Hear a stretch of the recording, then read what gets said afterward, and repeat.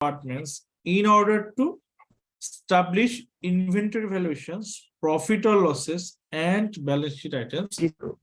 So cost account has been extended to planning, control, and decision making. You see, so first of all, cost accounting is deal with historical cost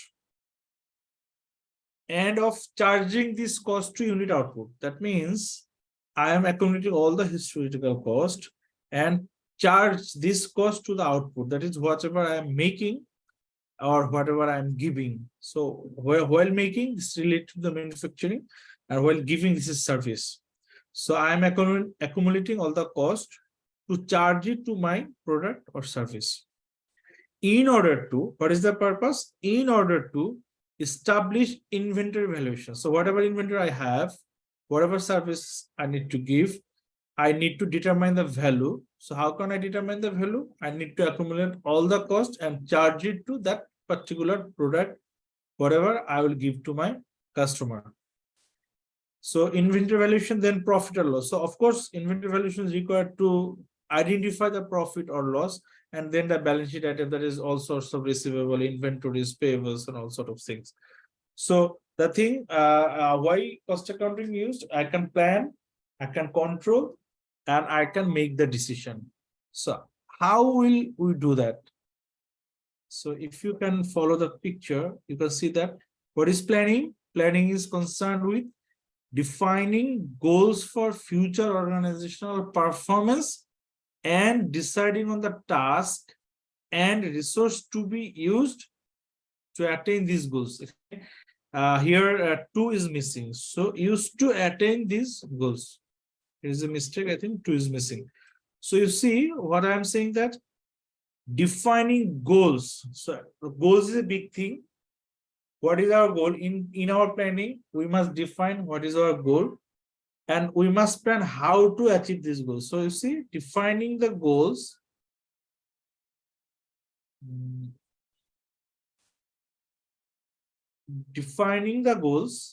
then deciding on the task and resources to be used to attain the goal.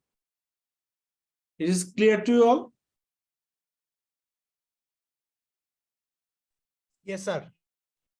Okay.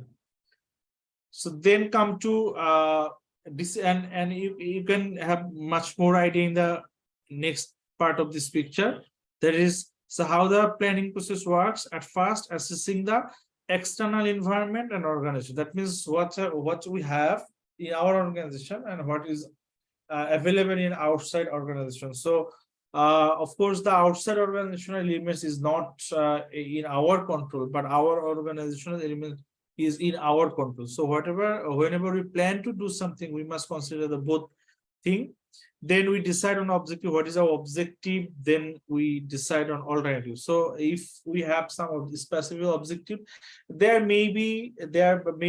must be have some alternatives to attain this objective. So we must decide on which alternative we will go on, and if we fail in one alternative, what alternative next available to us to achieve the goal. So then the long-term and short-term planning, of course, yes, to the goal. Whenever we are saying goal, if you have business strategy, then whenever we are talking about goal, that means that is a long-term issues. That is what we want to see us in future. In that case, we must divide our overall steps in small parts, that is short-term part, and then by accumulating all the short-term achievement, we must achieve our long-term goal. Otherwise, we cannot achieve our long-term goal, because it is not possible to attain the long-term goal in one step. So you must divide it in a small part, that is short-term goals, then you can accumulate it to achieve your long-term goal. Then decision-making process, how do we decide? So decision-making is an exercise of choosing a particular course of action out of several alternative courses to achieve the given objective. So I think you already identified this. Understand this? Is there anyone who didn't understand? the decision making process?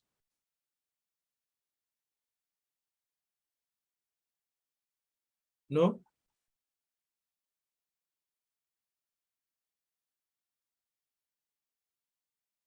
So, Sir, yes. understand, sir. Okay, so someone from you, can you define your ultimate goal to in CA? What is your ultimate goal? Can you please volunteer?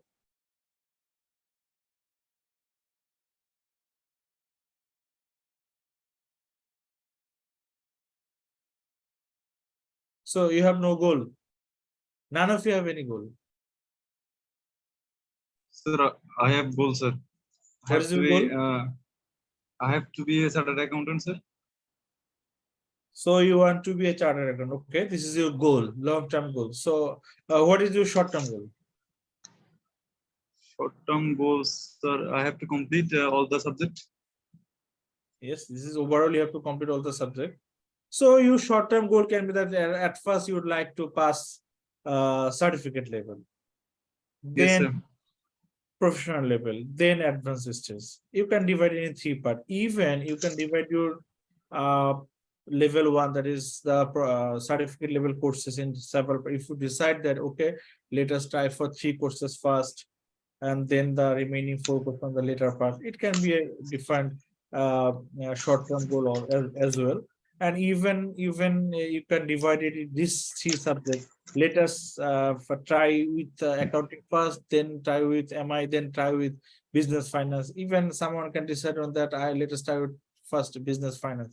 So the main thing is that whatever goal you have, you need to select the alternatives, the how to achieve this goal, and then you have to divide it your overall function in small part so that you can achieve it properly.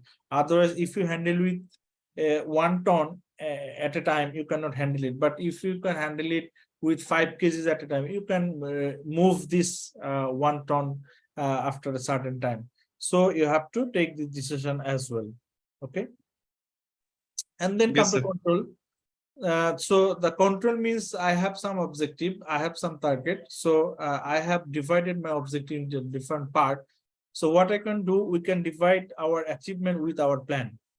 So as we have some plan, and we also have some way forward to work, then we compare it. So now after comparing it, we can control it, because when we compare it, we can understand how do we going, whether we are okay, whether we need some improvement, whether there is any future problem, how to remove this problem. So by comparing our plan with our actual achievement, we can just check the control, we can make the control properly. Okay. So do you have any question on this planning, control, and decision making part? Sir, what does the mean control collection? In that case, control process. Have any example, please? This collection means collection of information. Say, for example, you have some plan. Sorry, but I have one question. One phone call. Hello.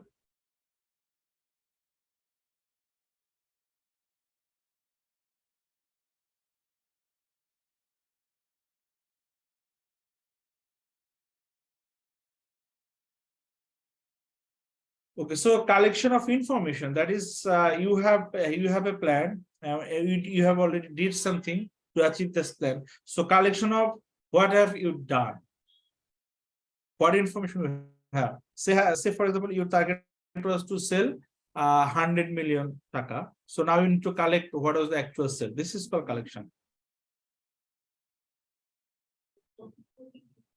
Understand, Joel? Yes, sir. Thank you, sir. Thank you.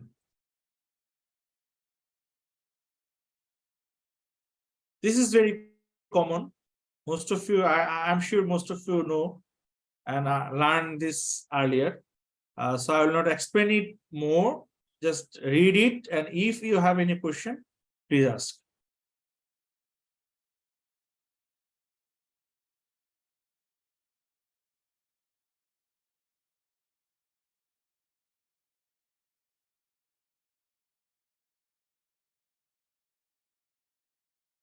Can someone please read it loudly for us? Yes, sir. Please go Can I ahead. start? Can I start, sir? Yeah, sure. Go ahead. Sir, upper one line is not visible. Yes, sir. Difference between cost accounting and financial accounting. Accounting is divided into two main areas: financial accounting and management accounting. Whereas financial accounting looks at the performance of the organization in the past. Management accounting looks at past performance as well, providing information which is used for decision making within organization for the future.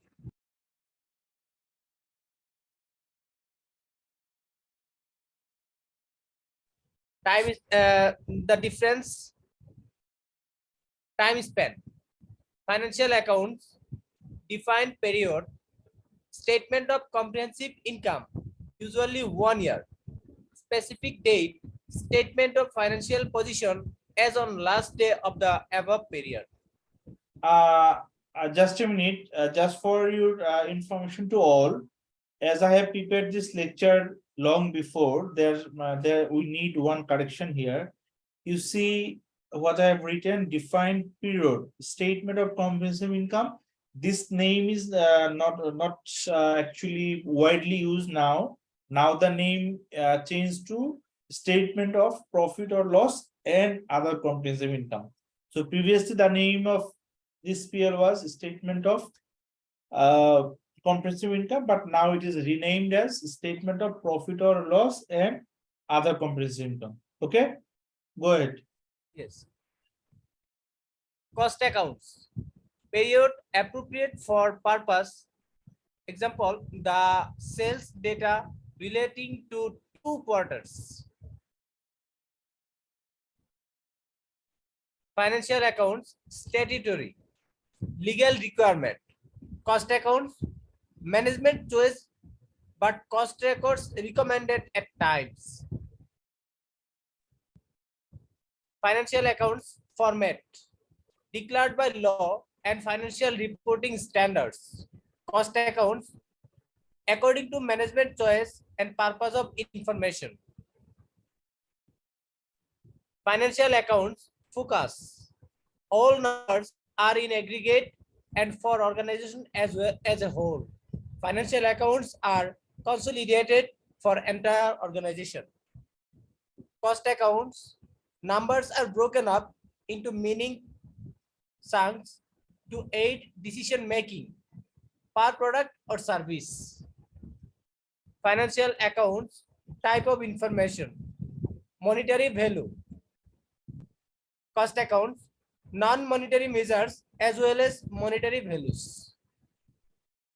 Use.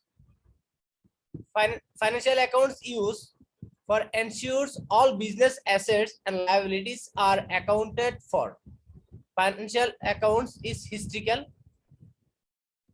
Cost accounts aids decision making, internal measure of achievement and control, hence orientation, history, present, future. Okay, thank you, Joel. So is there anybody have any question on this difference? If yes, please raise your hand and ask your question. Anyone?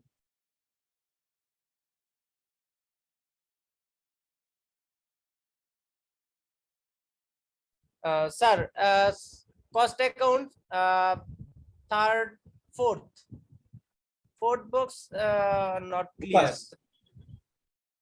Cost accounts, fourth box. That means you are talking about focus. Right, sir, right, focus. Okay, so what is your question here?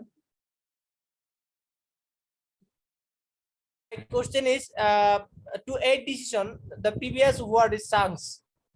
What is the meaning? Meaningful chunks. So chunks is the thing is whatever you like to have. So whenever the management would like to have something which is meaningful them, say for example, they are now looking for the preparation of the budget, or maybe they are now looking for the information to identify, to determine the sales, or they are looking for the cost to determine the cost of goods sold.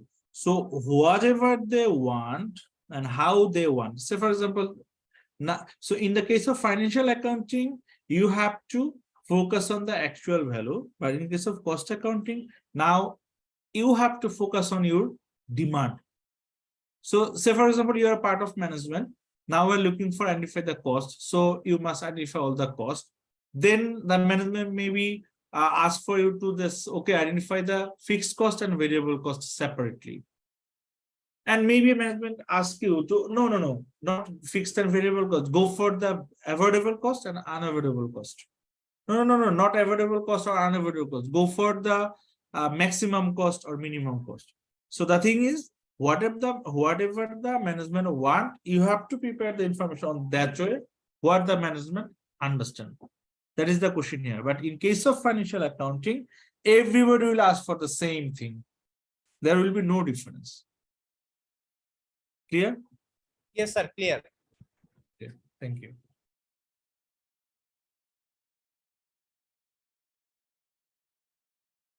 Anyone else? No, sir.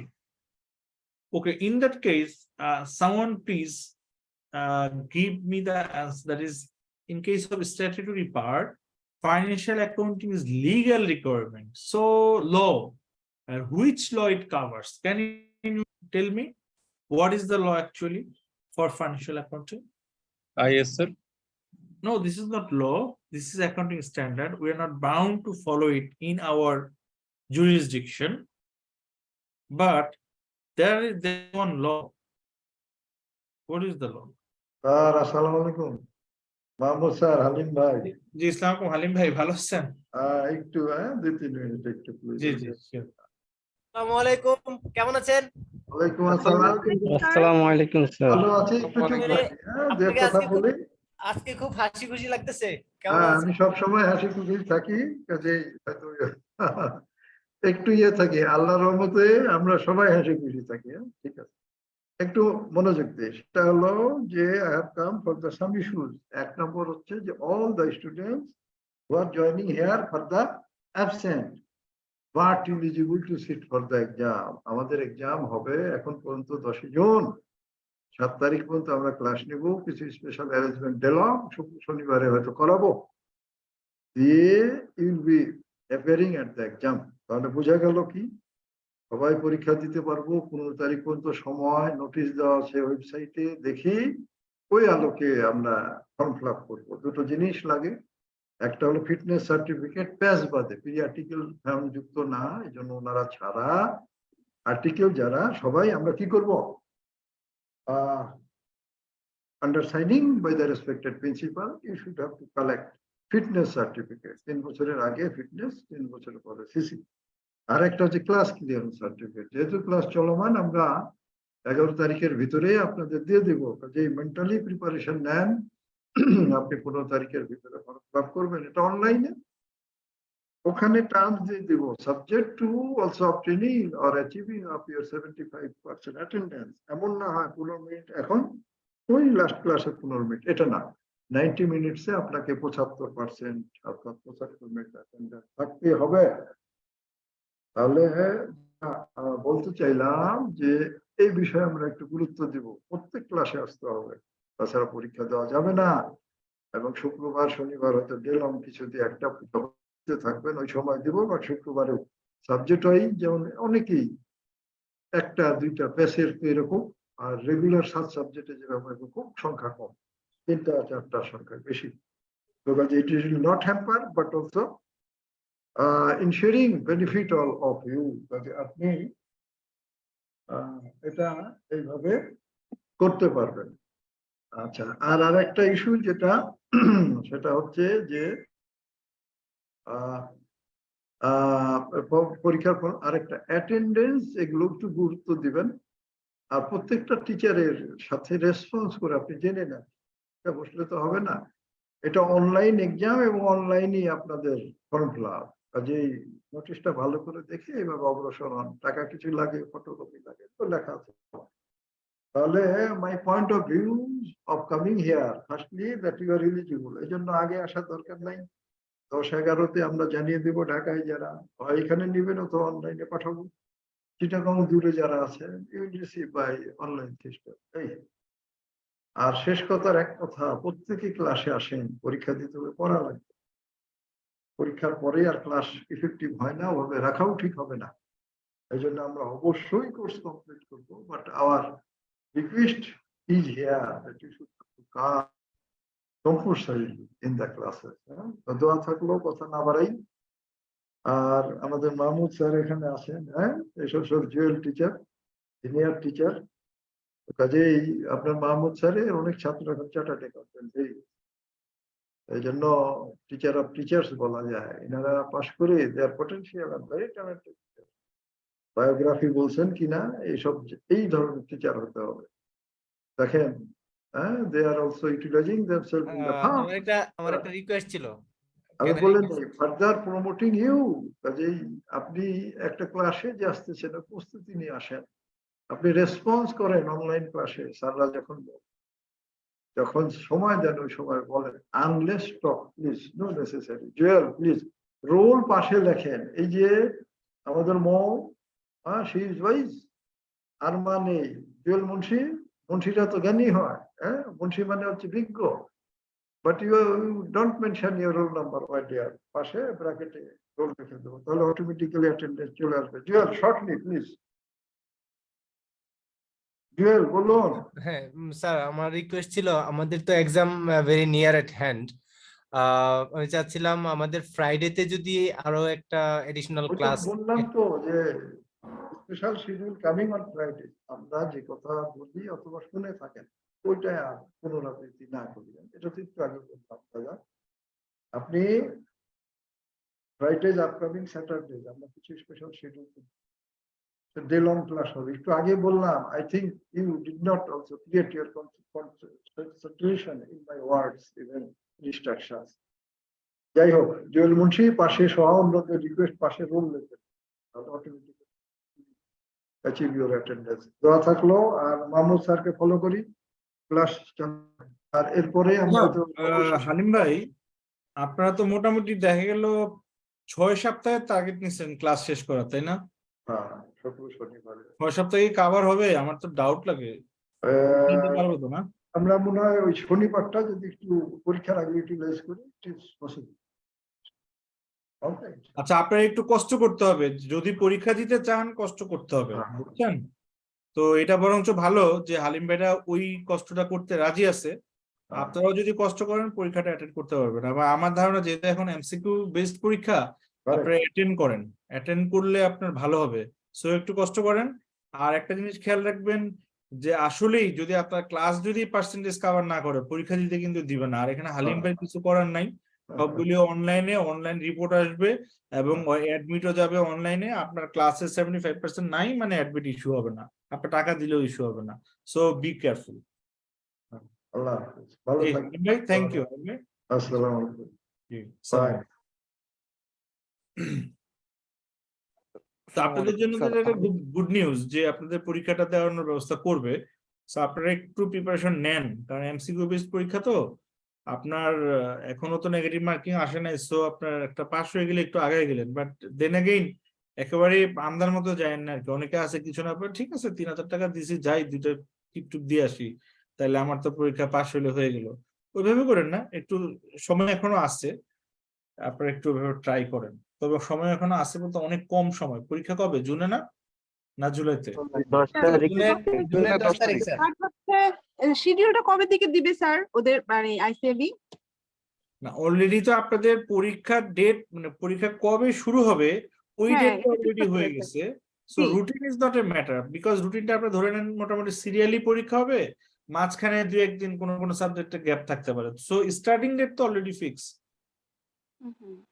এবং most importantly আপনার আগে আমাদের বেলা যেটা হইতো যে আমাদের exam date একটা fix করে চেঞ্জ হয়ে যেত, বিকজ আমরা পরীক্ষা দিতাম বাইরে। যেমন আমি পরীক্ষা দিয়েছি সব সিদ্ধেশ্বরী গার্লস কলেজে, আমার আগের ওরা দিত হচ্ছে লালমাটিয়ায় দিছে, ধানমন্ডি আইডিলে দিছে, দেন আমরা বের হয়ে যাওয়ার পরে ইয়েতে পরীক্ষা হয়েছে অনেক, আপনারা যে কি বলে এটাকে ওই যে ট্রাস্ট, এখানে যে ইয়েটা থার্ড গেট জাহাঙ্গীর গেটের এখানে, সো তখন ওদের অ্যাভেলেবিলিটির কারণে আমাদের অনেক সময় ডেট চেঞ্জ হয়ে যেত। বাট আপনাদের কিন্তু সেটা হবে না, বিকজ আপনাদের নলেজ লেভেলের পরীক্ষাটা পুরোটাই হচ্ছে আইসিপি তে হবে, সো নিজেদের ক্যাম্পাস জায়গাও খালি আছে, সো একদম স্পেশাল কিছু না ঘটলে ওই ডেটটা চেঞ্জ হবে না, আপনারা ওইটা ধরে আগান, ঠিক আছে? সো ওইটা ধরে আগান, আমি একটু ওয়ে ফরওয়ার্ড করি। আচ্ছা, একজন জিজ্ঞেস করবে, sir could you please let me know our present percentage of class attendance? I mean, how we know our present? Oh no, it's not possible. I'm not sure how to do it. So the thing is that already this is my second class. So if you present in my 2 class, so you're 100% present. I'm not sure how to collect it. You please discuss with Halim Bhai through your CR. Okay.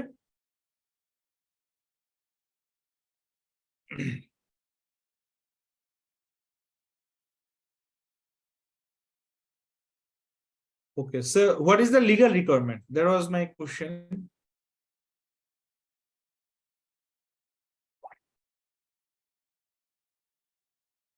Nobody knows. Sir, I mean requirement for RJC.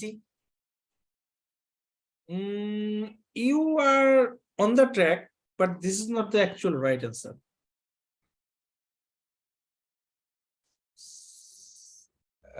So let me show you something. You try to read what is the law. Try to remember it. Let me show you something.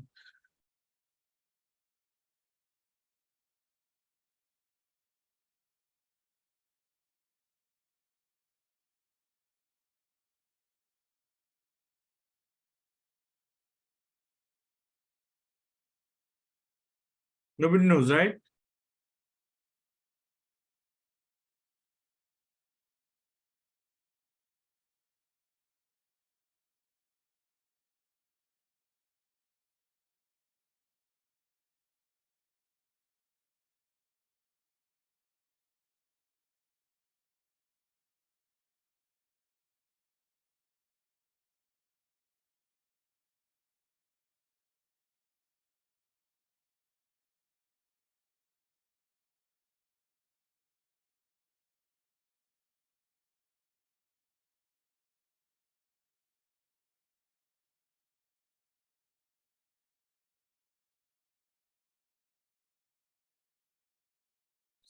Can anyone read it for all?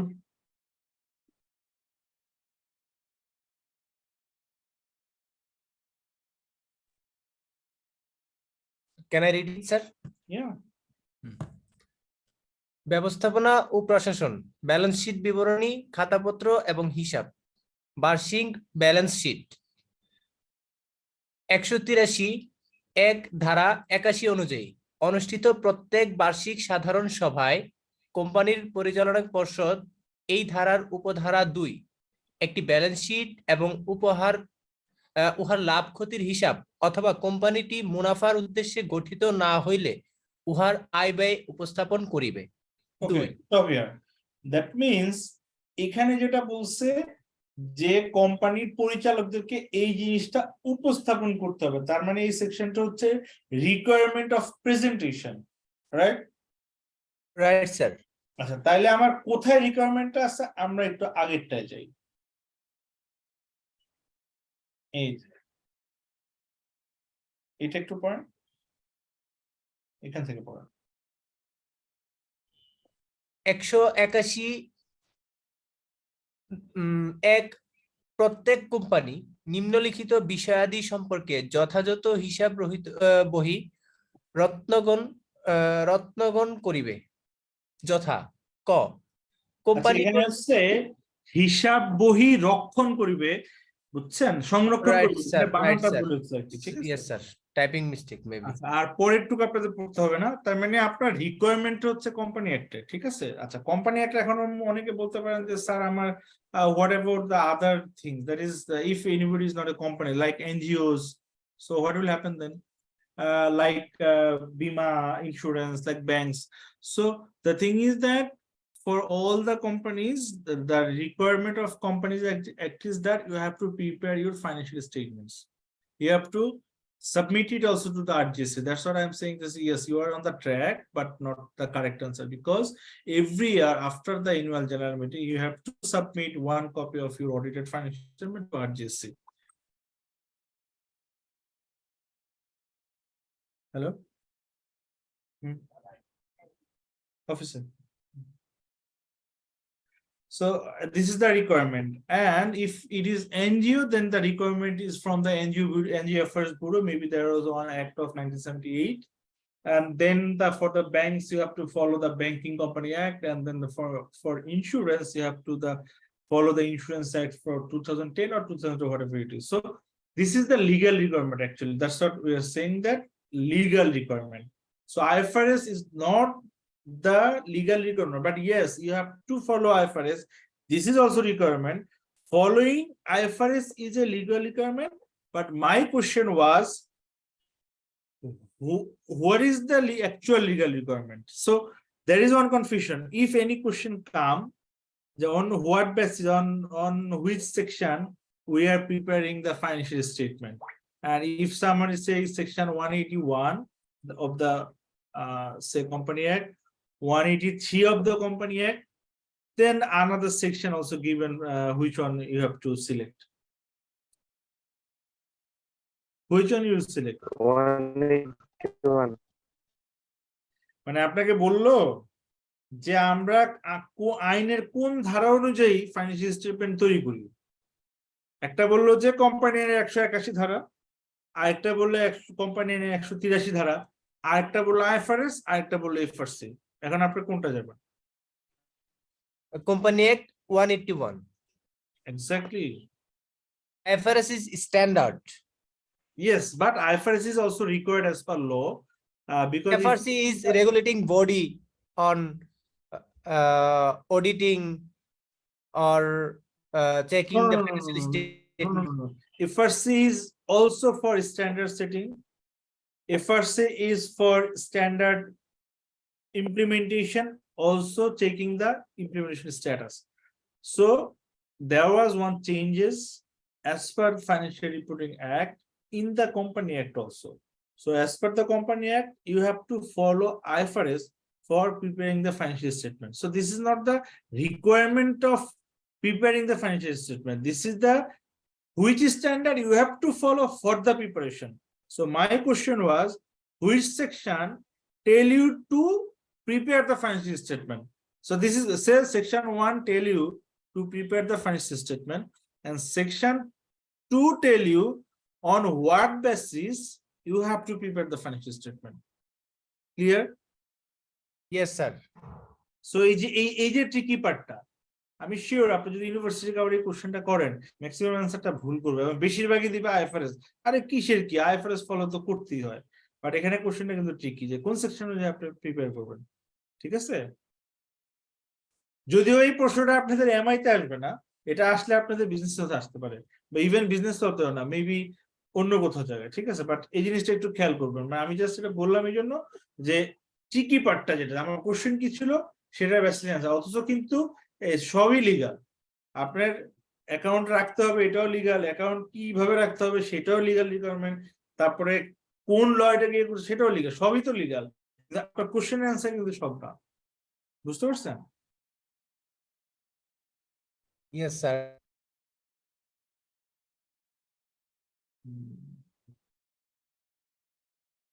Okay. My next question will be, you see the type of information, that is monetary value. In case of financial accounts, there is monetary value. So do you think in the financial statement we have provided only the monetary value? There is nothing other than monetary value?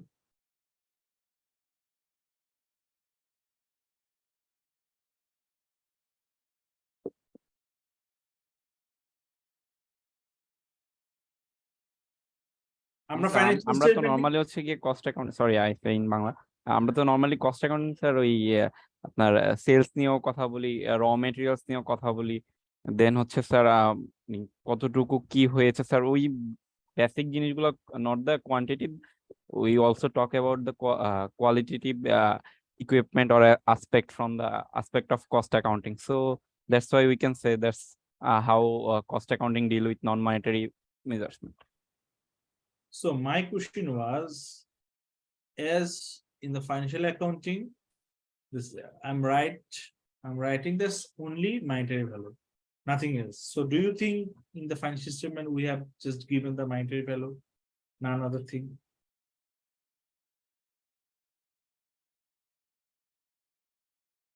We can say, sir, most of the things are from the monetary value. Okay, actually the main thing is that we actually provided only the monetary value in the financial statement, not any non-monetary value item. So whatever the non-monetary value item, the thing is that all the non-monetary disclosure or item is given as a backup for the financial statement. আমরা financial স্টেটমেন্টে যেই নোটগুলি provide করি সবই তো হচ্ছে আপনার balance sheet, profit and loss অ্যাকাউন্টের ওটার একটা ব্যাখ্যা, ডিটেইল ডিসক্লোজার, ওটাকে বোঝার জন্য আরেকটু বেশি all are disclosure related to the financial statement, that is the monetary figures, ঠিক না?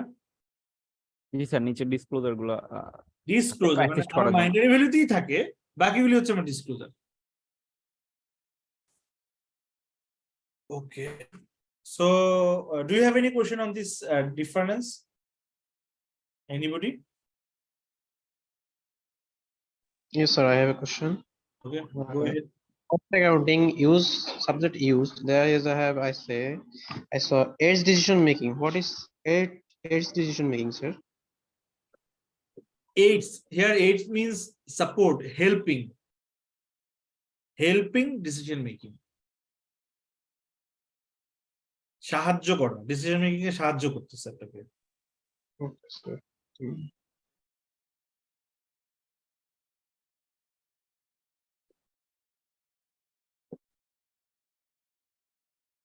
So now going to cost object.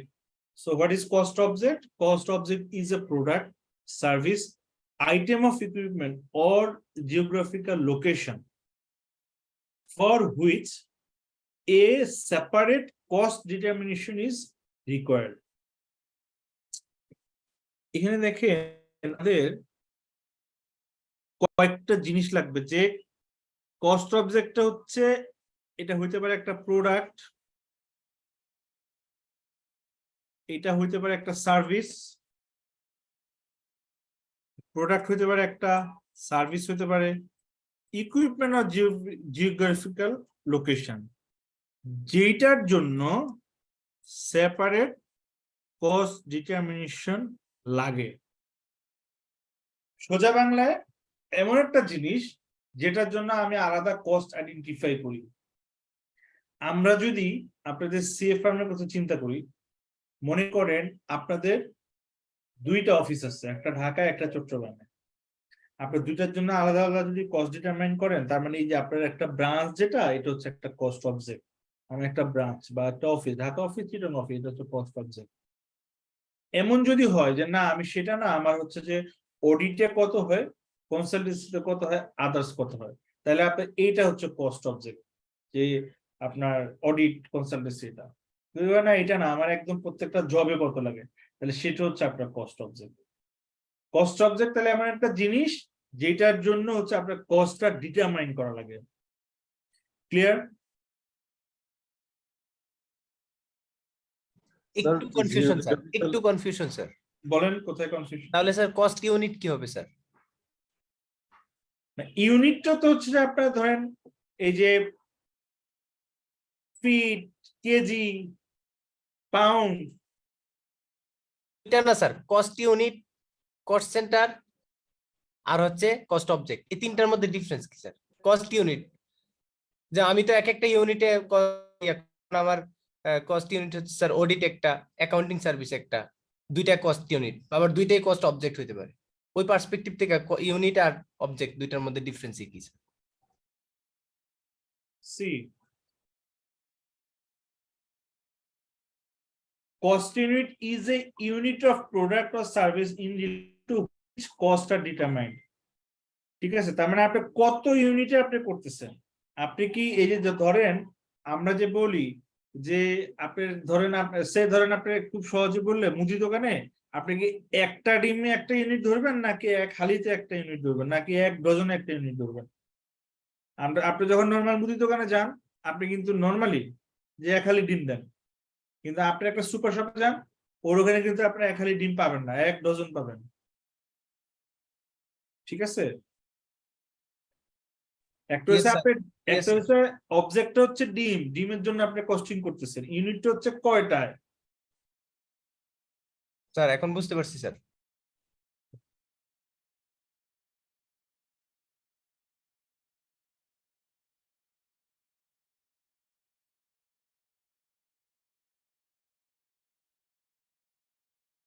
আমি সামনে আগাই তাহলে। স্যার জিওগ্রাফিক্যাল লোকেশনটা কিভাবে স্যার কস্ট অবজেক্ট হতে পারে স্যার? হ্যাঁ অবজেক্ট হইতে পারে, ধরেন আপনাদের ফার্মে যেটা বললাম যে জিওগ্রাফিক্যাল লোকেশন হচ্ছে যে ঢাকায় কত চিটাগাংয়ে কত। এখন আপনি মনে করেন ইউনিলিভার যদি আমি চিন্তা করি, ইউনিলিভার যারা ইউকে তে বসে আছে তারা কিন্তু এটা জানতে জানে যে বাংলাদেশের লাক্সাবানে কত লাভ হয়েছে, তারা জানতে চায় যে বাংলাদেশে কত লাভ হয়েছে, ইন্ডিয়াতে কত লাভ হয়েছে, পাকিস্তানে কত লাভ হয়েছে। টেলিনর জানতে চায় না যে গ্রামীণ ফোন কি ইন্টারনেট বেচে বেশি লাভ করে নাকি টক টাইম দিয়ে বেশি, ও জানতে চায় বাংলাদেশে আমার লাভ কত, আমার ইন্ডিয়াতে লাভ কত, এইভাবে জানতে চায়। সো ওই যে প্রথমেই তো আমরা আসছি যে এটা হচ্ছে ম্যানেজমেন্টের মানে এক্সপেকটেশনের উপর ডিপেন্ড করবে যে আপনি কিভাবে করবেন। তো মানে আপনার যে প্যারেন্ট তার ইয়ে হচ্ছে লোকেশন ওয়াইজ, কিন্তু আবার আপনি যখন করবেন সে ইউনিলিভার করবে, ইউনিলিভার কিন্তু আবার তারও একটা টেরিটরি ওয়াইজ হতে পারে যে ঠিক আছে আমার চিটাগং জোনে ঢাকা কেমন লাভ, বাট সে কিন্তু প্রোডাক্ট লাইন ওয়াইজও করতে পারে যে আমার লাক্সে কেমন লাভ, আমার হুইল পাউডারে কেমন লাভ, আমার সার্ফ এক্সেলে কেমন লাভ, এইভাবে টুথপেস্টে কেমন লাভ, এইভাবেও সে কিন্তু করতে পারে। It depends on the management. So সোজা কথা হচ্ছে যে যেইটার জন্য করতে হয় সেটা হচ্ছে অবজেক্ট, আর ইউনিট হচ্ছে যেই কোয়ান্টিটিকে আমি ইয়ে করি সেটা হচ্ছে ইউনিট, আর কস্ট সেন্টার হচ্ছে ওভারঅল যেটার জন্য আইডেন্টিফাই করি কস্ট, এবং আমার কস্ট সেন্টারে শুধু কস্ট হয়, বাট কস্ট সেন্টার হচ্ছে ওভারঅল, এটা পার্টিকুলার একটা জিনিস না আর কি। ঠিক আছে, বুঝা গেছে? Yes sir. Yes sir. Sir cost object আর কস্ট সেন্টারের মানে ডিফারেন্সটা ক্লিয়ার না স্যার আমার কাছে। আচ্ছা, কস্ট একটা জিনিস খেয়াল করুন, কস্ট অবজেক্টটা হচ্ছে যেই প্রোডাক্ট বা যে সার্ভিস জন্য আমি করি। আমি ইউনিলিভার যদি বলি তাইলে আমার কস্ট অবজেক্ট হচ্ছে ধরেন আমি সাবানের জন্য আমি হচ্ছে কস্ট আইডেন্টিফাই করি, পেস্টের জন্য আমি করি। ঠিক আছে, তাহলে এটা হচ্ছে অবজেক্ট। আর আপনার যদি কস্ট সেন্টার বলি তাহলে হচ্ছে ধরেন আপনার ফ্যাক্টরি, এটা একটা কস্ট সেন্টার, এখানে অনেক ধরনের কস্ট হয়, সাবান বানাইতে যেরকম কস্ট হয়, এটার ওভারহেড কস্ট আছে, এইটার ধরেন অ্যাডমিনিস্ট্রেটিভ কস্ট আছে, এই সব কিছু মিলে এটার একটা কস্ট হয়, টোটাল ফ্যাক্টরি আমার একটা কস্ট সেন্টার। ঠিক আছে, আর অবজেক্ট বললে ওই যে সাবান মানে যে প্রোডাক্টটা সেটা হচ্ছে আমার object. Okay, thank you sir. Thank you. আচ্ছা, এরপরে যে জিনিসটা আমাদের যে কস্ট ক্লাসিফিকেশন, এই জায়গাটা আপনাদেরকে একটা জায়গায় খুব ট্রিকি হইতে হবে। এই যে আমার এখানে 1 থেকে এই যে 10, যে কোনো একটা খরচকে আপনি এই প্রত্যেকটা ক্যাটাগরিতে ফেলাতে পারবেন, যে কোনো একটা খরচকে। এখন সেই বেসিসটা কি, ধরেন আপনি সে ফর এক্সাম্পল আপনি গার্মেন্টস জামা, এই জামা শার্ট বানাবেন, এখন শার্টটা হচ্ছে আমার কি ক্লথ। আচ্ছা, আমি যখন ন্যাচারাল ক্লাসে যাব ডিরেক্ট ম্যাটেরিয়াল, তাহলে শার্টের জন্য ক্লথটা তো ডিরেক্ট ম্যাটেরিয়াল। বিহেভিয়ারালে যদি যাই তাহলে শার্টের ক্লথটা হবে ভেরিয়েবল, আমি একটা বানাইলে ধরেন এক গজ। স্যার আপনার ভয়েস শুনতে পাচ্ছি না। শুনতে পাচ্ছেন না? আমার তো এখানে সব স্যার স্যার আপনার ভয়েস ঠিক আছে, ওনার না শোনা যাচ্ছে স্যার। আচ্ছা ওকে, তাহলে আমার বিহেভিয়ারালের ক্ষেত্রে আমার এই ক্লথটা হচ্ছে ভেরিয়েবল, আমি একটা যদি বানাই 1 গজ, আমি ভাই মোটা মানুষ আমার 1 গজ হয় না, বাট ফর এক্সাম্পল 2টা বানাইলে 2 গজ, তাহলে এটা ন্যাচার হচ্ছে ভেরিয়েবল। ওকে, তারপরে আসেন ট্রেসিবিলিটি অফ দ্য প্রোডাক্ট, মানে আমার ট্রেস করা যায় ক্লথটা, যে আমি যে কটা বানাবো সেটা ডিরেক্টলি ট্রেস করা যায়।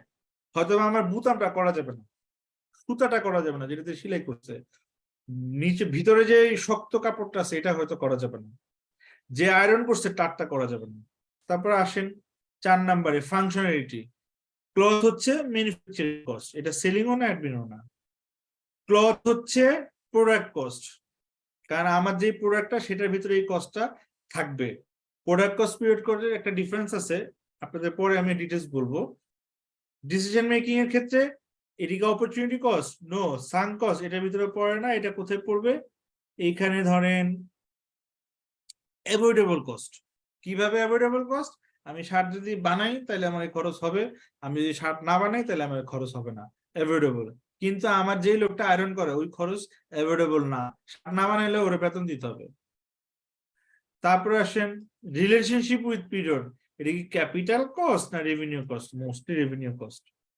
তারপরে হচ্ছে কন্ট্রোলেবিলিটি, কন্ট্রোলেবল না কন্ট্রোলেবল না? Controllable.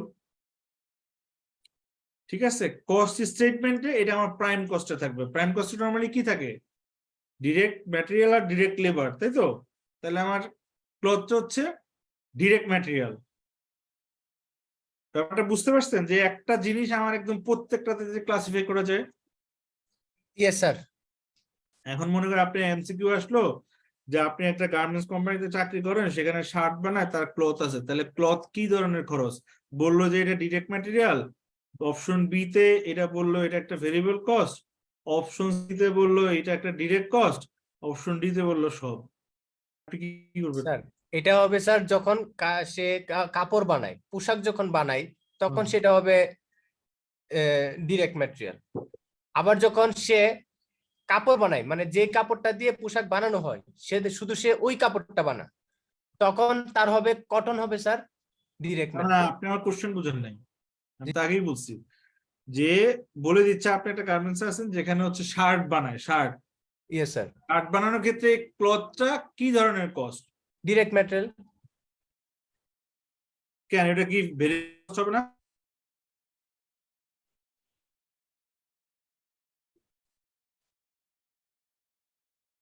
Sir variable cost sir classification অনুযায়ী হবে স্যার। হ্যাঁ হ্যাঁ স্যার যেহেতু ক্লাসিফিকেশন অনেকগুলো আছে স্যার, বিভিন্ন ভাবে যদি এটা ক্লাসিফাই করা যায় অবশ্যই স্যার এটা ভেরিয়েবল কস্ট হবে স্যার। এখানে যেহেতু ডিরেক্ট কস্ট নাই, এখানে তো ভেরিয়েবল কস্ট। এখন যদি ডিরেক্ট কস্ট থাকতো আমি স্যার ডিরেক্ট কস্ট বলতে পারতাম না। হ্যাঁ এটাই আমি বলতেছি। আপনার আমার প্রশ্ন আমি আমি আমি লিখতেছি, একটু খেয়াল করেন। মনে করেন আমাকে বললো আমি শার্ট বানাই, ঠিক আছে? ও হচ্ছে শার্ট বানায়, এখন ও যে ক্লথ এটা কি ধরনের? এতে বললো এটা হচ্ছে ডিরেক্ট কস্ট,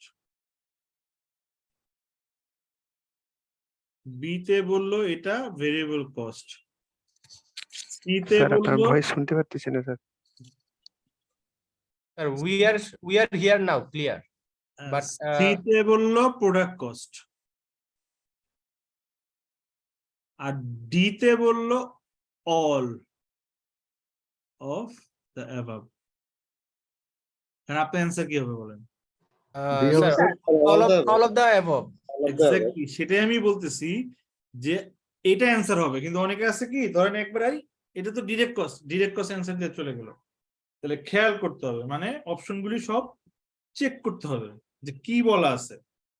আর এরকম অনেক সময় কোশ্চেন থাকে এটা হলো বিটা হলো বাট সিটা নাই, আপনার প্রোডাক্ট কস্ট না দিয়ে এখানে অন্য একটা কিছু দিল, যেমন পিরিয়ড কস্ট হইতে পারে, তখন আমি কোনটাকে বেশি জোর দিব? এরকম অনেক থাকে না যে প্রায়োরিটি বেস বা কোনটাকে বেশি যদি এইটা হয়, যেমন ফার্স্ট অফ অল আপনি যেটা বললেন অবশ্যই হতে পারে, বাট আমার এই কোশ্চেনটা সেটা হবে না, ঠিক আছে? যদি এরকম বলতো যে তার শার্ট বানায়, সে ক্লথ আছে, সে হচ্ছে ফাইন্যান্সিয়াল স্টেটমেন্ট প্রিপারেশন করতেছে, তাইলে এই জিনিসটা সে কোথায় দিবে? এখন এখানে ডি এটা না হইয়া তখন বললো এটা প্রাইম কস্ট, ঠিক আছে? বুঝছেন? যদি এরকম বলতো Yes, yes, sir. তখন প্রাইম কস্ট দিছে, তখন আপনাকে প্রাইম কস্ট দিতে হতো, তার অ্যান্সার হতো প্রাইম কস্ট। এগুলি হইতো না, কারণ কি সে ফাইন্যান্সিয়াল স্টেটমেন্ট প্রিপেয়ার করতেছে। ফাইন্যান্সিয়াল স্টেটমেন্টে ডিরেক্ট ইনডিরেক্ট ভেরিয়েবল নিয়ে কোনো ইফেক্ট নাই, কিন্তু জি স্যার। প্রাইম কস্ট কিনা সেটা ইফেক্ট আছে। এইভাবে চিন্তা করতে হবে, ঠিক আছে?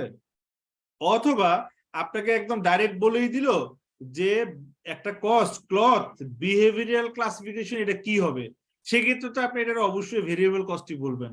আপনি তো সেটা এই যে ডিরেক্ট কস্ট বলবেন না, এটা তো হচ্ছে ট্রেসেবিলিটি অফ দ্য প্রোডাক্টের ক্ষেত্রে হয়, সেটা আবার বিহেভিয়ারালে হয় না। ওইভাবে চিন্তা করতে হবে যে প্রশ্নটা কি করছে। হ্যাঁ, বুঝে আসছে? জি স্যার, জি স্যার।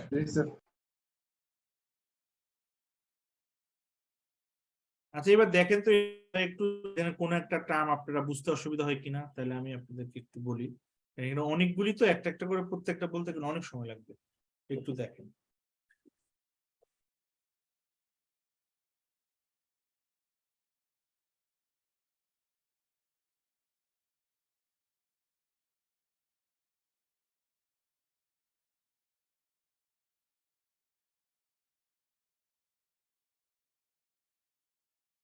স্যার মিক্সড কস্টটা যদি স্যার একটু ইয়ে করতেন, সরি স্যার, ক্লিয়ার স্যার। একটা এক্সাম্পল দেন তো দেখি মিক্স কস্টের। যেমন স্যার সেমি ভেরিয়েবল যদি বলি, তাহলে হচ্ছে স্যার ইলেকট্রিসিটি বিল। এটাকে সেমি ভেরিয়েবল না সেমি ফিক্সড? এটা semi fixed. Semi fixed sir. Semi fixed, কারণ একটা পর্যায় পর্যন্ত সার্টেন একটা পোরশন পর্যন্ত ফিক্সড, এরপরে ভেরিয়েবল, তারপরে ভেরিয়েবল। ওকে, তাহলে সেমি ভেরিয়েবলের একটা উদাহরণ দেন।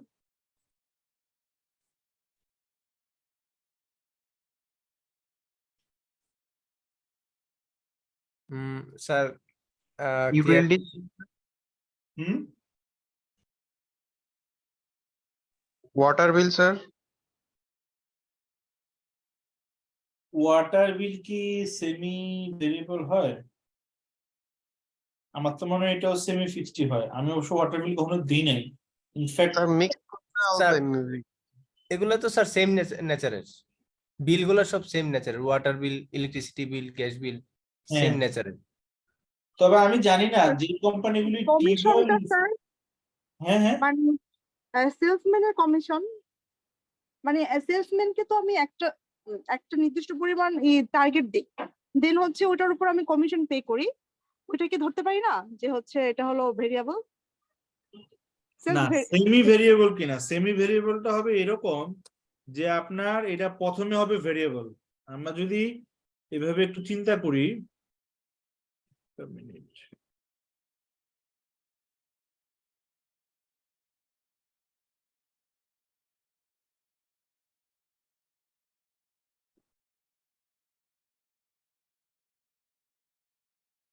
পেন কাজ করতেছে না, যাই হোক, আমরা যদি এইভাবে চিন্তা করি যে আমার এটা যদি ইউনিট হয়, এটা যদি হয়, তাহলে সেমি ভেরিয়েবলটা হবে যে আপনার প্রথমে সে ভেরিয়েবল আগাবে, ঠিক আছে, এই যে ভেরিয়েবল আগাবে, এরপর এটা আস্তে ফিক্সড হয়ে যাবে। আর সেমি ফিক্সড হচ্ছে সে প্রথমে ফিক্সড হয়ে আগায়, তারপর ভেরিয়েবল হয়, যেটা বিদ্যুৎ বিল একটা পর্যায়ে। স্যার এখন স্যার মনে বলতে পারবো, এটা হচ্ছে স্যার আমি একটা কার আমি একটা রেন্ট নিলাম, যে আমাকে রেন্ট দিল সে বললো পার কিলোমিটারে আমাকে 500 টাকা করে দিবা। আবার একটা ফিক্সড করে দিল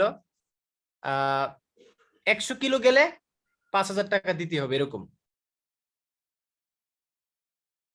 তার মানে জিনিসটা হচ্ছে এরকম যে আমার সে ফর এক্সাম্পল যে এরকম হয় অনেক সময় যে আমার এখানে আপনি যেটা কার বলছেন এটা হইতে পারে যে তুমি পার কিলোতে আমাকে দিবা হচ্ছে সে 100 টাকা, কিন্তু তুমি যদি সে 200 কিলোর উপরে চালাও তাইলে আমার হচ্ছে তোমার সে 20,000 টাকা।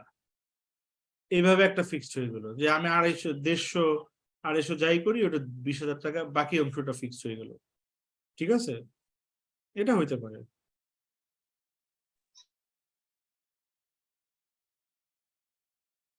ফিক্স থাকে দেন এগুলো ইউনিট পদে যে বেড়ে যায়, ওই বাড়তি টাকাটা আমরা ভেরিয়েবল করতে পারি না স্যার? না না না, মনে করে কোনটার কথা বলতেছেন? যেমন এই যে বললো যে ভাই ইলেকট্রিসিটি বিল আছে, পানি বিল, এগুলো স্যার একটা নির্দিষ্ট পরিমাণ পর্যন্ত ফিক্স থাকে, দেন হয়তো আমার বেশি ইউজের কারণে বাড়তি যে টাকাটা আসছে ওই টাকাটা ভেরিয়েবল। তো সেই সুবাদে তো ইলেকট্রিসিটি বিল, ইউটিলিটিস বিল এগুলো তো স্যার সেমি ভেরিয়েবল। শুনেন, সেমি ভেরিয়েবল আর সেমি ফিক্সড এই দুইটার ভিতরে পার্থক্য হচ্ছে যেটা সেমি ফিক্সড সেটা ফিক্সড পোর্শনটা আগে আসে আর ভেরিয়েবল পোর্শনটা পরে যায়, যেটা বিদ্যুতের ক্ষেত্রে হয় যে আপনি একটা মিনিমাম বিল তো দেওয়াই লাগে, তাই না? তারপরে গিয়ে জি যত স্যার। বাড়বেন তত আপনার হচ্ছে ইয়ে হয়। এখন এখানে আবার একদম ডাইরেক্ট উঠে না যে আপনি যখন এই বিল পর্যন্ত যাবে এখানে যেটা 8 টাকা করে, পরে আবার যখন যাবেন সেটা আবার ওইখানে এইভাবে করে আগাবে, ঠিক আছে? আর সেমি ভেরিয়েবল যেটা সেটা ভেরিয়েবল পার্টটা হয় আগে, যেটা গাড়ির ক্ষেত্রে বললো যে পার কিলো হচ্ছে 100 টাকা, কিন্তু 200 কিলোর উপরে গেলে সেটা টোটাল 20,000 টাকা ম্যাক্স, ঠিক আছে? তার মানে আপনার 100 টাকা করে হলে 200 কিলোতে এমনিতে 20,000 হয়, তার মানে আপনার মিনিমাম 100 কিলোমিটার, এখন 110 হলেও 20,000, সেখানে আর কিলোমিটার হিসাবটা নাই, সেটা ফিক্সড হয়ে গেছে, ঠিক আছে? তার মানে আপনি যখন কিলোমিটার, এটা যদি কিলোমিটার হয় তো কিলোমিটার হলে আপনি এইভাবে বাড়তেছেন বাড়তেছেন বাড়তেছেন, 100 কিলোমিটার হয়ে গেছে, এরপর পুরো স্ট্রেট, ঠিক আছে? তো সেক্ষেত্রে স্যার ওই সেলস রিপ্রেজেন্টেটিভের যে এক্সাম্পলটা দিল আপু একটু আগে, সেটাও তো হয় স্যার, না, যেমন উনি হচ্ছে পুরোটা ক্লিয়ার করে বলেন নাই, ওনারটা এইভাবে হইলে হবে, আমি সেটা বলতেছি যে ওনার যদি এমন হয় যে ঠিক আছে তুমি যত বিক্রি করবা সেটাতে তুমি হচ্ছে প্রতি পিসে 10 টাকা করে পাইবা, বাট তুমি যদি 10,000-এর বেশি বিক্রি করো তাইলে তুমি সে ম্যাক্সিমাম 1 লাখ টাকা পাইবা, ঠিক আছে? সেলসম্যানটা sir semi fixed semi variable দুইটাই হইতে পারে, আপু যেভাবে দুটো বলছে। হইতে পারে, উনি যে যেভাবে বলছে দুইটাই হইতে পারে। দুটোই নর্মালি দেখা যায় একটা সেলস রিপ্রেজেন্টেটিভ কি করে, ডেইলি ইনসেনটিভ পাচ্ছে, এই এতটা এতটা প্রোডাক্ট সেল করার পর সে ইনসেনটিভ পাচ্ছে, বাট তার at the end of the month তার একটা স্যালারি থেকে যাচ্ছে। তো সেটা হচ্ছে স্যালারি যে পোর্শনটা সে পাচ্ছে সেটা তো স্যার ফিক্সড, বাট তার স্টার্টিং অফ দ্য মান্থে স্যার তার প্রত্যেকটা দিন কিন্তু ভ্যারিয়েবল হচ্ছে। লাইক না না আজকে না আমি না না না, এই মিক্স করেন না, মিক্স করেন না, এখানে ডিফারেন্স আছে। ডিফারেন্সটা হচ্ছে আপনি দুইটারই মিক্স করে ফেলেছেন, একটা হচ্ছে তার স্যালারি, এটা তো তার ফিক্সড, আর একটা হচ্ছে তার কমিশন, এটা হচ্ছে ভেরিয়েবল। এখানে আপনি যদি বলেন যে এটা ফিক্সড এটা ভেরিয়েবল, তাহলে দুইটা মিলে সেমি ফিক্সড, ওইটা কিন্তু হবে না, দুইটা দুই ধরনের কস্ট, ঠিক আছে? স্যালারি ফিক্সড, এটা নিয়ে নো ডাউট। কমিশনের বেলায় আপনি এখন সেমি ভেরিয়েবল বা সেমি ফিক্সড করতে পারেন, ঠিক আছে তুমি যা পাইবা যা সেল করবা তার হচ্ছে তোমার 10% তুমি কমিশন পাইবা। এখন সে মনে করেন 1 লাখ টাকা সেল করলো, সে 10,000 টাকা পাবে, এটা কিন্তু তার কমিশন। এরপরে এখন এভাবে করে চলতে থাকলে কত চলবে? এখন সে যদি 1 কোটি সেল করে তাহলে তো তার কত হয়ে যায়? 1 লাখ টাকা। 1 কোটি সেল করলে 10 লাখ টাকা হয়ে যায়, তাই না? বললো 10 লাখের বেশি আর পাবা না, বা এরপরে যাই করবা তোমার 10 লাখ। দুইটা দুই জিনিস, কিন্তু আপনি স্যালারি আর কমিশন একসাথে মিক্স করেন না। Okay sir. Sir repair and maintenance, এইটা তো এইটাকে ডিফাইন করা যাবে না, আপনি ডিটেলস বলেন কিভাবে এটা হচ্ছে। যেমন স্যার আমার যখন যেটা লাগবে রিপেয়ার করে সেটা করবেন।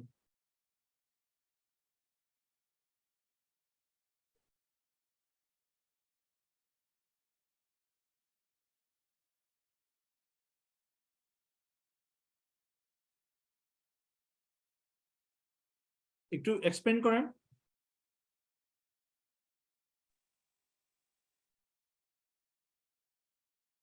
আচ্ছা, আমরা তাহলে পরে যাই, দেখেন এখানে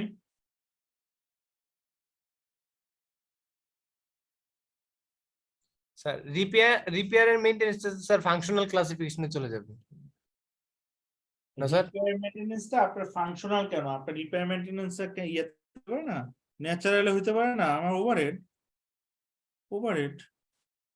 আমি যদি ফ্যাক্টরিতে করি ফ্যাক্টরি ওভারহেড, আমি যদি অফিসে করি অ্যাডমিনিস্ট্রেটিভ ওভারহেড, সব ক্লাসে মানে যে কোনো ধরনের কস্ট এর প্রত্যেকটা আন্ডারে পড়বে, এমন না যে ওইটা শুধু ফাংশনালে পড়বে এটা বিহেভিয়ারালে পড়বে। সেটাই তো আমি আপনাদের ক্লথের যে এক্সাম্পলটা দিলাম সেজন্যই তো দিলাম যে আপনি এক সিঙ্গেল ক্লথই আপনার একদমই 9 টাইপের ভিতর পড়ে যাচ্ছে। জি স্যার, বুঝতে পারছি স্যার। ইউজের উপর বোঝা যাবে স্যার এটা কোথায় ইউজ করা হচ্ছে, ওইটার সাথে ট্রেস হবে।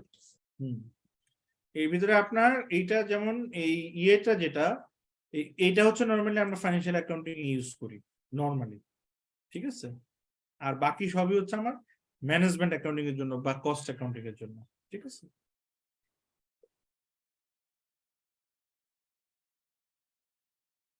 তাহলে এখানে দেখেন আপনারা কোনো টার্ম বুঝতে পারতেছেন এমন আছে কিনা?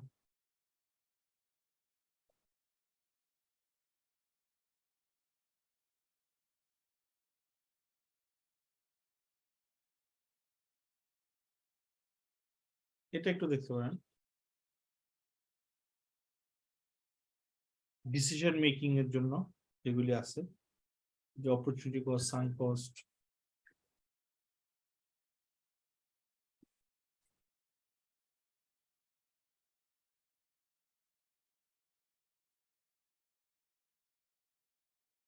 স্যার ডিসক্রিশনারি কস্টটা করে কি sir? Committed cost, discretionary cost, এই দুইটা স্যার। আচ্ছা, কমিটেড কস্ট হচ্ছে যেটা আমি অলরেডি কমিট করছি, হ্যাঁ, যে আমি এটা করলে, যে একটা জিনিস করলে এত টাকা আমার কস্ট লাগবে, অথবা আমি ধরেন এখনো খরচটা করি না কিন্তু আমার কমিটমেন্ট দেওয়া হয়ে গেছে, যেটা আমার হবে, এখন হয় নাই বাট ফিউচারে হবে, commitment is done. Say for example এটা হচ্ছে আমি মনে করেন একটা প্রোডাক্ট বানাবো, এটার জন্য আমি অলরেডি অর্ডার দিয়ে দিচ্ছি, তাহলে যতক্ষণ পর্যন্ত এই অর্ডার আমার কাছে না আসবে ততক্ষণ পর্যন্ত এটা আমার কস্ট না, বাট এটা আমার একটা কমিটেড কস্ট, বিকজ যখন এই অর্ডারটা আসবে আমার এই কস্টটা দিতে হবে, this is called committed cost. আবার আপনি যদি সাঙ্ক কস্টের সাথে যদি এটাকে একটু কম্পেয়ার করতে চান, ডিফারেন্সটা হচ্ছে বিপরীত স্যার। না বিপরীত না, কমিটেড হচ্ছে আমি কমিটমেন্ট দিচ্ছি, যখন হবে তখন এটা আমার অ্যাকচুয়াল কস্টই হয়ে যাবে, বাট যতক্ষণ পর্যন্ত এটা আমার কাছে আসে নাই বা মালটা আমি পাই নাই, এটা কমিটেড করা। সাঙ্ক হচ্ছে অলরেডি ডান, আমি খরচ করে ফেলছি, এটা রিকভার করার কোনো সুযোগ নাই, আমি ফ্যাক্টরি বানাই ফেলছি, এইটা খরচ হয়ে গেছে, এটা রিকভার করার কোনো সুযোগ নাই, বেচা দিলে আছে বাট আমরা এখন সেটা চিন্তা করতেছি না, বাট ধরেন র মেটেরিয়াল দিচ্ছি, এটা কিন্তু আমার সাঙ্ক কস্ট না, কারণ আমি এটাকে রিকভার করতে পারবো। আর ডিসক্রিশনারি কস্ট হচ্ছে এটা ডিসক্রিশন, মনে করেন আমি যদি করি তাহলে এটা কস্ট, যদি না করি সেটা আমার কস্ট না, it depends on my discretion, মানে আমি যেটা করতে চাই। সে ফর এক্সাম্পল ধরেন আমরা একটা প্রোডাক্ট বানাইতেছি, ঠিক আছে, একটা প্রোডাক্ট বানাইতেছি, সে আপনারা এই যে দোকান থেকে ইয়ে কিনেন না, এই যে ডানো দুধ বা এই যে পাউডার মিল্ক কিনেন না, পাউডার মিল্কের এখানে দেখেন আপনার যে প্যাকেজিংটা হয়, প্যাকেজিং কিন্তু একটা উপরে একটা হার্ড প্যাকেট থাকে, তার নিচে একটা ফয়েল প্যাক থাকে, ঠিক আছে? এখন মনে করেন আমি যদি এইভাবে ডিসকাশন করি, আমি ফয়েল প্যাকটা দিব না, আমি তো চাইলে বেচতে পারি, প্রোডাক্টটা অবশ্য না, এটাকে ডিসকাশনারি বলা যাবে না, মানে যেটা একদম প্রাইম সেটাকে ডিসকাশনারি বলা যাবে না, ফয়েল প্যাকটা মাস্ট, নাহলে আপনার কোয়ালিটি ঠিক থাকে না। আপনি কি এক্সাম্পল দেওয়া যায় ডিসকাশনারি? সে ধরেন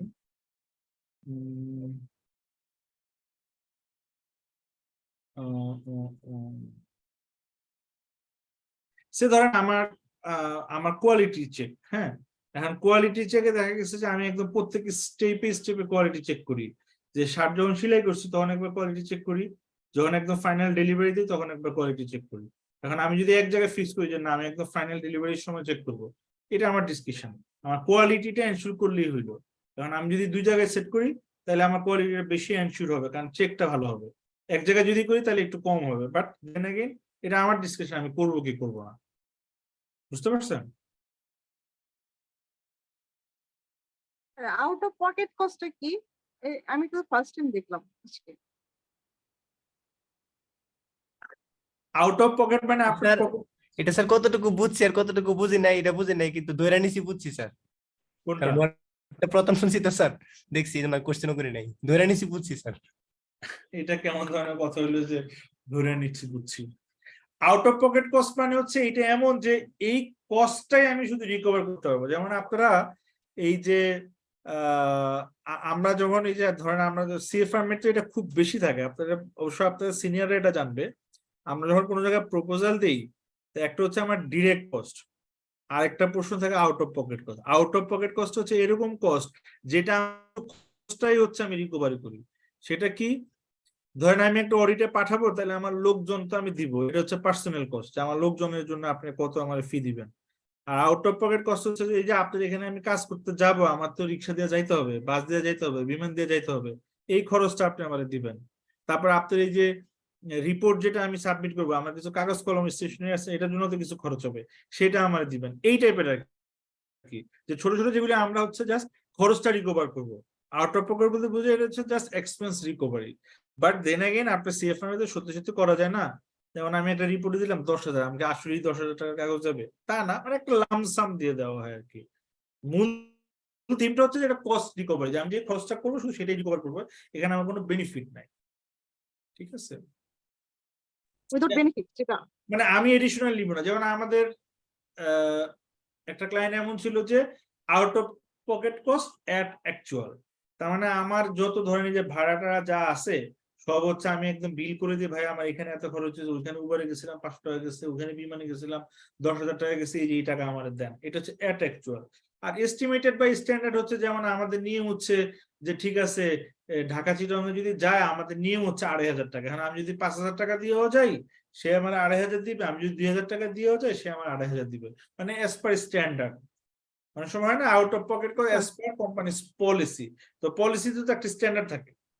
যেমন আমাদের ফার্ম থেকে যদি আমরা ধরেন কোনো জায়গায় ঢাকার বাইরে কোথাও যাই, যেমন আমি যদি ঢাকার বাইরে কোথাও অডিটে যাই বা কোনো মিটিং এ যাই, আমাকে বিমান ভাড়া দিবে। এখন বিমান ভাড়া তো হচ্ছে যে ফিক্স নাই, যখন যেটা হবে সেটা একটা অ্যাকচুয়াল। এখন আমাদের স্টুডেন্টরা যদি যায় তার জন্য কিন্তু একটা ফিক্স আছে, সে ধরেন 1,200 টাকা, তাহলে সে যত টাকা দিয়ে যাক সে ম্যাক্সিমাম 1,200 টাকা পাবে। বাট আমাদের ফার্মে এটা অ্যাকচুয়াল যে 1,200 দিয়ে 1,200 পাবে, 1,000 হলে 1,000 পাবে। বাট স্ট্যান্ডার্ডে থাকে এরকম যে তুমি যদি ফার্স্ট ইয়ার স্টুডেন্ট হও হয়তো তোমাকে চেয়ার কোচ দিল, তুমি যদি ইনচার্জ হও তোমাকে এসি দিল, তুমি যদি ম্যানেজার হও তোমাকে 3 সিটার গাড়ি দিল, এইভাবে ডিপেন্ড করে। ঠিক, মূল থিম হচ্ছে কস্টটা রিকভার করা, এখানে বেনিফিট পারপাস থাকে না। Sir understand sir.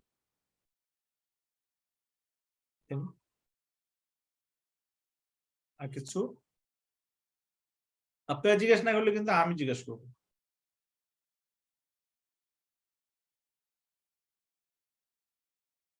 স্যার করতে পারেন sir. So what is relevant cost?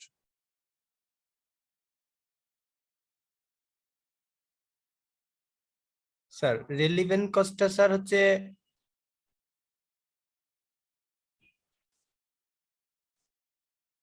Sir এভাবে ডিফাইন করতে পারতেছি না। উদাহরণ দেন দেখি। যেমন ধরেন sir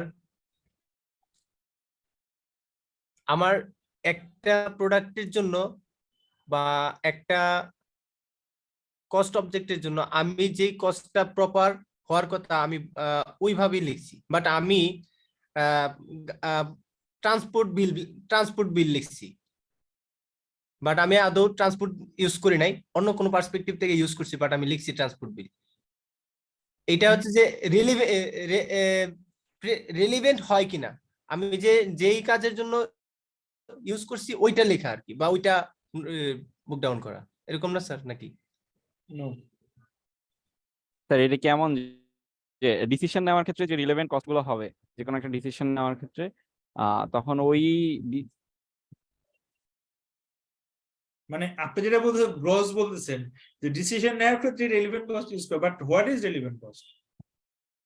say for example sir যদি মানে যে কোনো একটা অডিটে যাওয়ার সময় বা এই যে যেটা বলছিলেন স্যার যে আমার ফার্ম থেকে পাঠানো হচ্ছে স্যার, এক্ষেত্রে যদি আমি সাপোজ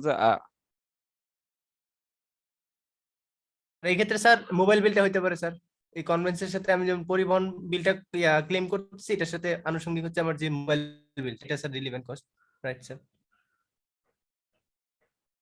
কাছাকাছি যায়। আপনি যেহেতু অডিট ফার্মের এক্সাম্পল দিচ্ছেন যে আমি গেলে তো আমার কিছু ফোন কস্ট খরচ হবে, এটা রিলেভেন্ট কস্ট।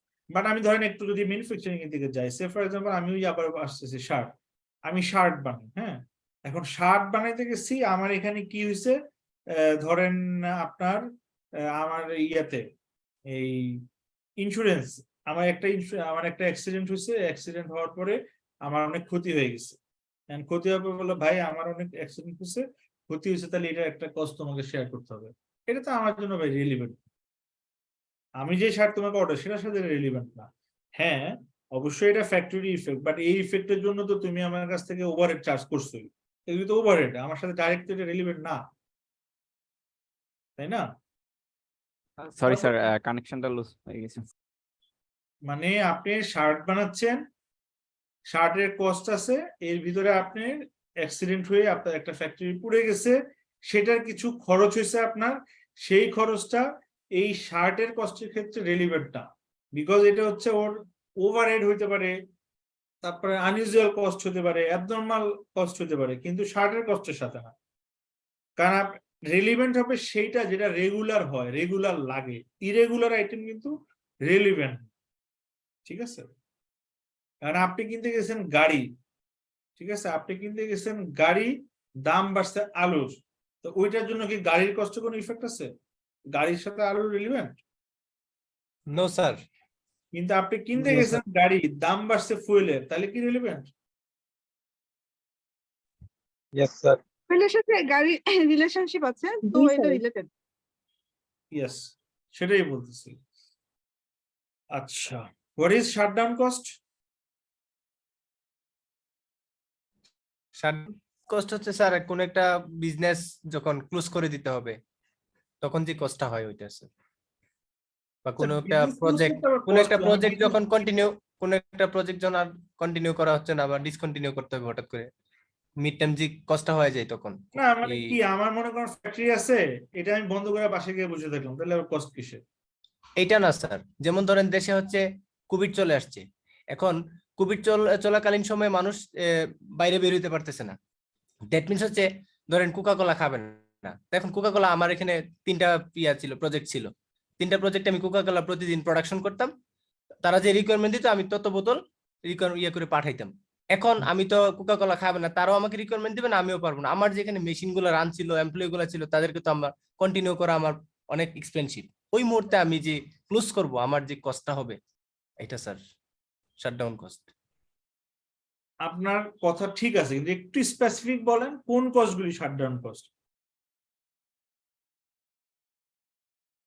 স্যার ওই যে এরকম যে মেশিন প্রোডাকশনের জন্য কিনেছিলাম স্যার 100টা, তো আমার 10টা হবে স্যার, ওই যে কোনো একটা সিচুয়েশন চলে আসছে, অফ হয়ে গেছে, তো ওই যে 90 লেফট ওভার যেগুলো রয়ে গেছে সেগুলো যে কষ্ট রয়ে গেছে সেটা বলতে পারি। যেটা আমার লেফট ওভার রয়ে গেছে সেটারে বেচা দিয়া যে কতটুকু রিকভার করতে পারবো, এটা ছাড়া বাকিটা আমার শাটডাউন কস্টের একটা পার্ট। আমার যে কর্মচারী ছিল এদেরকে আমি এখন ভাগাই দিব কিছু এডিশনাল মানে পেমেন্ট দিয়ে, এই এডিশনাল পেমেন্টটা আমার একটা শাটডাউন কস্ট। আমি ওইখানে অনেকের কাছ থেকে টাকা পেতাম, যেহেতু আমি বন্ধ করে দিচ্ছি একটা পোর্শন হয়তো আমি পাবো না, এটা আমার শাটডাউন কস্ট। আমি যে বাড়িওয়ালার সাথে বিল্ডিং ইউজ করতাম, ওরা যা অ্যাডভান্স দিছি শর্ত মোতাবেক আমি 40% ফেরত পাবো না, এটা হচ্ছে শাটডাউন কস্ট। আমার ওই জিনিসটা বন্ধ করতে গেলে যে ধরনের খরচগুলি হবে সেটা হচ্ছে শাটডাউন। ইভেন আমার ধরেন লিগ্যাল রিকোয়ারমেন্ট ছিল যে আমার ট্যাক্স অথরিটিকে জানাইতে হবে, সে আবার বলছে বন্ধ করার আগে একটা অডিট করতে হবে, যে অডিট ফি, এটা একটা শাটডাউন কস্ট, ঠিক আছে? আপনি যেটা বলছেন কোভিডের সময় বন্ধ করতে গেলে যে খরচগুলি হবে সেগুলি শাটডাউন কস্ট, বাট স্পেসিফিক্যালি বললে এগুলি হচ্ছে shutdown cost. Clear? Yes sir, clear. Okay, তাহলে আজকে এই পর্যন্তই রাখি, এরপর কিছু ইলাস্ট্রেশন ছিল আর এই আলাপগুলি দিয়ে আমরা 1 by 1 করলাম। আপনারা নিচে দেখেন, ও আচ্ছা এটা তো আপনাদেরকে দিই নি, দেখে আমি এডিট করে দিতে হবে, বিকজ এখানে কিছু জিনিস চেঞ্জ করা লাগবে, আমি আপনাদের এডিট করে নেক্সট ক্লাস এটা দিয়ে দিব। আপনাদের আজকে আরেকটা ক্লাস আছে না? জি স্যার। তো ঠিক আছে, আল্লাহ হাফেজ। যদি কারো কোনো কোশ্চেন না থাকে।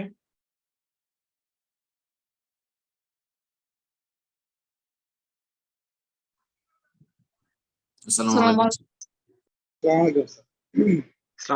আলাইকুম। ভালো থাকবেন স্যার। আসসালামু আলাইকুম স্যার।